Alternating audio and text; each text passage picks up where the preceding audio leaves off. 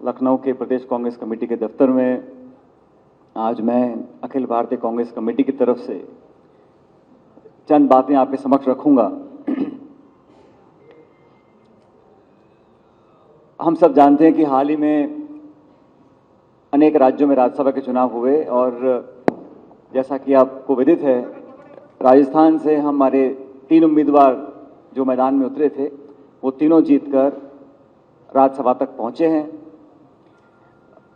जहां जहां चुनाव हुए वहां पर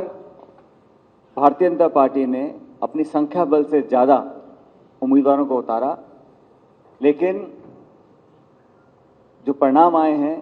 वह कांग्रेस के लिए काफ़ी संतोषजनक हैं। हरियाणा में जो चुनाव हुआ उसको पार्टी लीगली एग्जामिन भी करा रही है और जांच भी हम लोग करेंगे अगला कदम क्या लेना है, क्योंकि वहां पर भी कहीं ना कहीं छल कपट की आहट सुनाई देती है। लेकिन क्योंकि राज्यसभा के चुनाव हाल में संपन्न हुए और कांग्रेस पार्टी का सभी राज्यों में अच्छा प्रदर्शन हुआ, कल 13 जून को हम सब जानते हैं कि भारत सरकार की सबसे पसंदीदा जो एजेंसी है इन्फोर्समेंट डायरेक्टरेट, उसने राहुल गांधी जी को एक समन भेजा है। कल सुबह राहुल गांधी जी उस समन के जवाब में अपने आप को प्रस्तुत करेंगे, क्योंकि देश में हर एजेंसी की स्वतंत्रता निष्पक्ष होनी चाहिए, ऐसा हम सब मानस रखते हैं।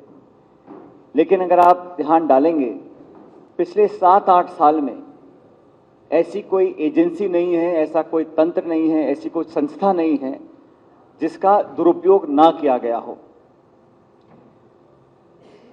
नेशनल हेराल्ड के नाम से जो अखबार चलता था उस पर कुछ आरोप लगाए गए थे और सभी बातों का पूरा विवरण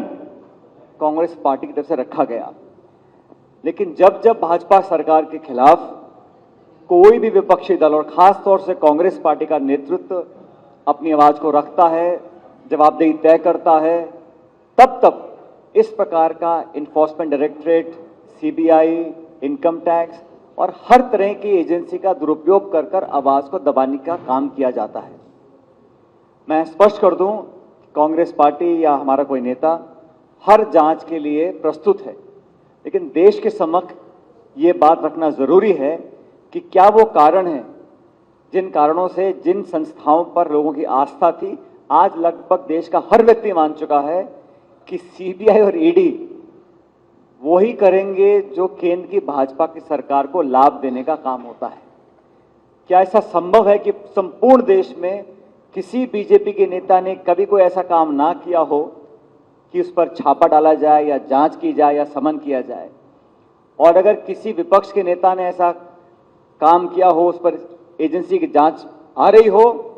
और वो पाला बदल कर अगर भाजपा में चला जाए तो उस पर गंगा जल छिड़क जाता है, उसके सब पाप माफ हो जाते हैं। लेकिन सोनिया जी और राहुल जी को जिस प्रकार से समन किया गया है, ये स्पष्ट रूप से एक कोशिश है केंद्र सरकार की कि प्रमुख विपक्षी दल जो देश के अनेकों प्रांतों में भाजपा को चुनौती दे रहा है, उन नेताओं की आवाज को दबाने का काम करने जा रहे हैं।